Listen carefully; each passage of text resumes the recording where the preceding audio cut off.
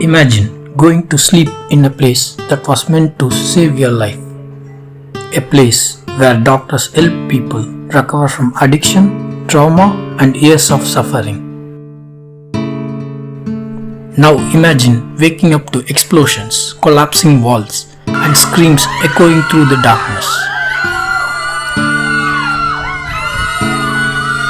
This is the story of the Kabul Rehabilitation Center attack, an incident that shocked Afghanistan and raised serious questions across the world about war, civilian safety, and the human cost of conflict. Welcome to my channel Info Rush with SK, and this is SK. Tonight, we take you inside the final peaceful hours before everything changed.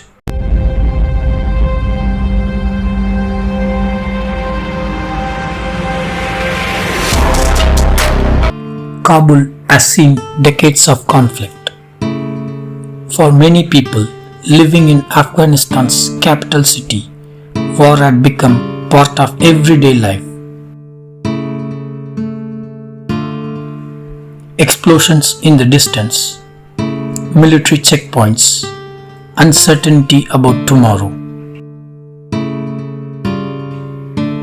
But amid the chaos, there were still places where people tried to rebuild their lives.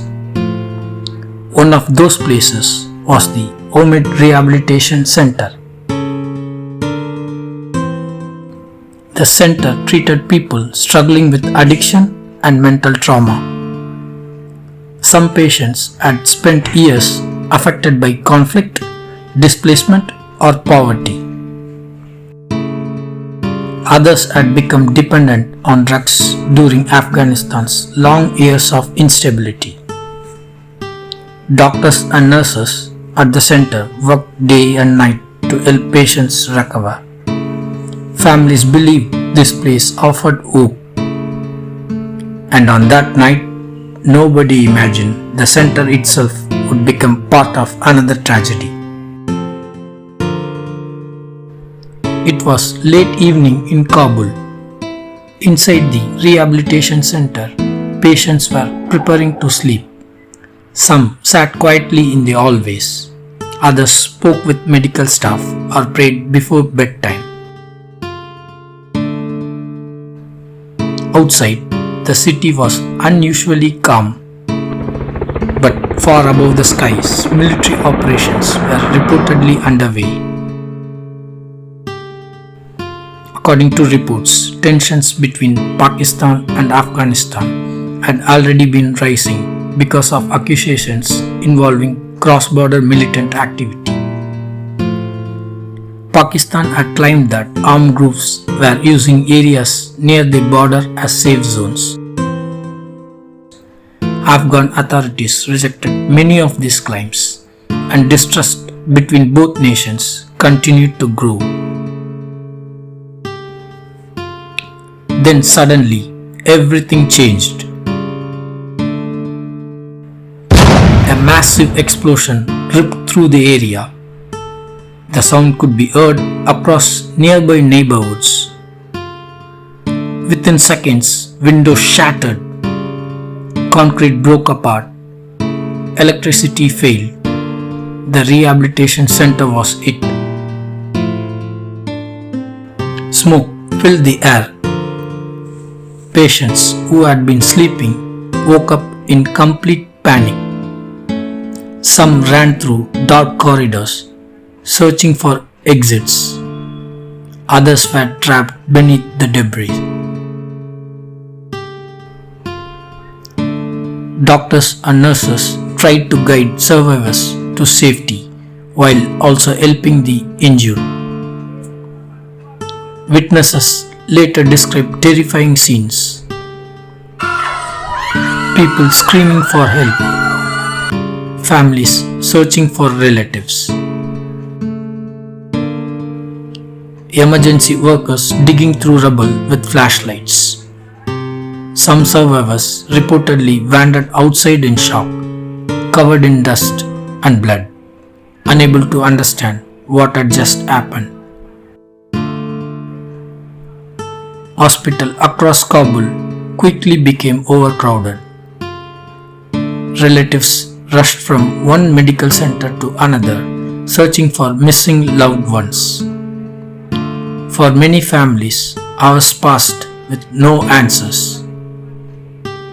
And as images of the destruction spread online, international attention quickly followed.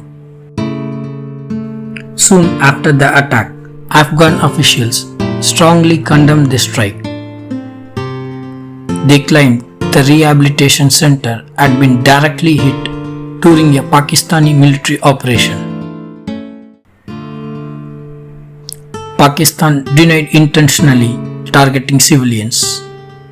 Officials stated that their actions were aimed at militant infrastructure and security threats.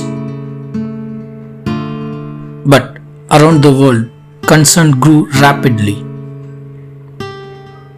The United Nations called for an independent investigation into the incident.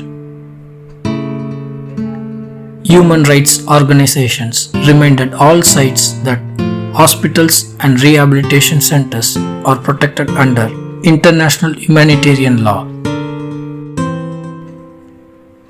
Many people ask the same question: how could a place meant for healing become a target in conflict?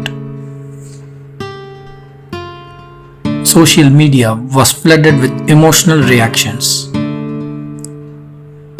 Some demanded accountability. Others feared the incident would worsen tensions between the two neighboring countries. For ordinary civilians in Afghanistan, however, the political arguments meant little compared to the personal losses they were experiencing. Behind every headline were real people.